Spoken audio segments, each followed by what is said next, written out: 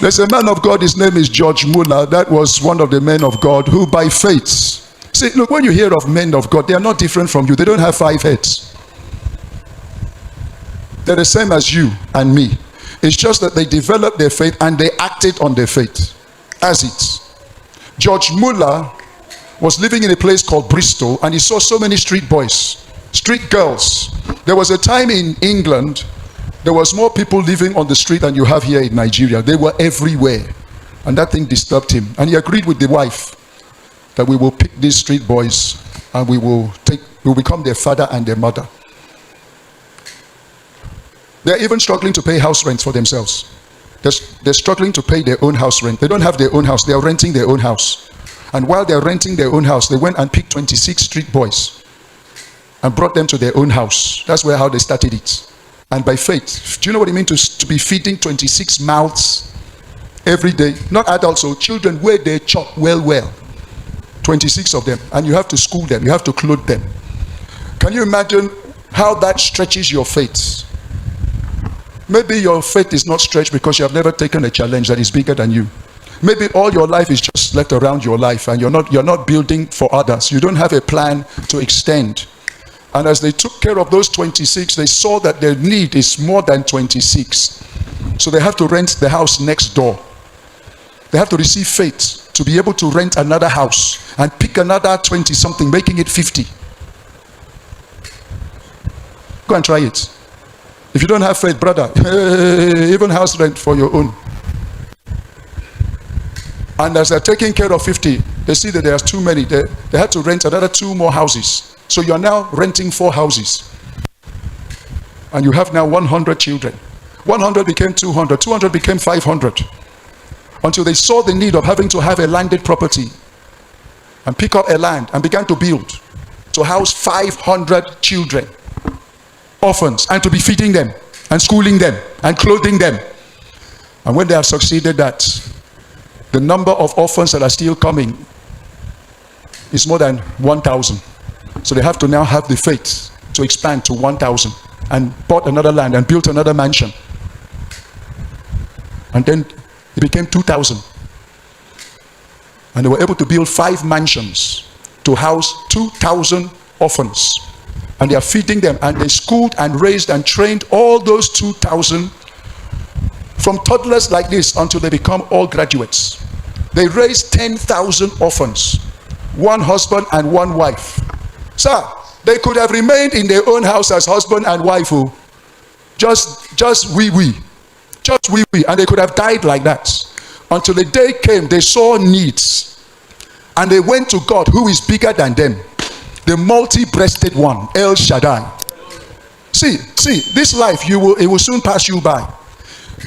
A time will come, you will hit the age. A time will come, your life will finish. You will stand before he who is older than age, and you will be asked to give an account of what you did with your life. What you do with your life is the faith you have exercised on this earth. It's the challenges you have taken on board to establish God's kingdom on the earth. That is it. That is it. Can you imagine? That man got to a level whereby the news of him has gone all over the world. The man who is taking care of 2,000 orphans. And one theologian, his name was Dr. Pearson, Reverend Dr. Pearson, who was hearing the stories of George Muller, the man of faith. He said, I want to be mentored by this kind of man. I want to learn from him. Dr. Pearson went all the way to Bristol and met George Muller and said, sir, I will want to learn from you the life of faith. He said, good, you came at a good time. Why? Because right now, this is around 9 p.m. and we don't have any food items in the whole of the pantries and kitchens. And by tomorrow morning, 7 a.m., we have to have breakfast for all 2,000 of the children before they go to school. So you came at the correct time. You can now join me and my wife for us to start to exercise our faith and release faith declarations. For God to shake the heavens and the heavens to shake the earth, to bring out food items for the children. Not even money, food items. Because the issue is not money, it's food. And the man who came to be mentored, he said, you people are crazy. That I'm not joining you. This is a futile. Number one, it's already 9 o'clock. There's no shop that will be open now. And by 7 a.m. in the morning, you will not see any shop. They all open by 9 a.m., earliest 8 a.m. So this thing cannot work. I can't join you. Please, you and your wife should do your own prayer. Let me see what will happen. And the man woke up in the morning and came down, shocked to see the whole tables, all the 2,000. Do you know what it means to have a table that can seat 2,000 people? You have tables that you have one table 500 students, another table 500, another table 500. That is your breakfast table. And you have 500 people with all their food on the table, another 500 all on the table, and 2,000. He said, how does this manage? He said, you missed it now. You would have joined us. That as me and my wife made the declarations, this is what we do all the time. There's a man called Mr. Short. Mr. Short is the owner of all the grocery factories in the whole of this, just on the outskirts, that by around 10 p.m. in the night, the man could not sleep.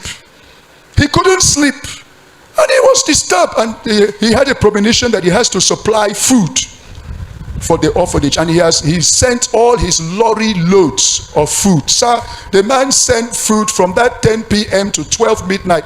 We have enough food here now for the next 3 months, breakfast, lunch, and dinner. Come and look at the whole thing. You would have joined us in the prayer and know the God we are serving.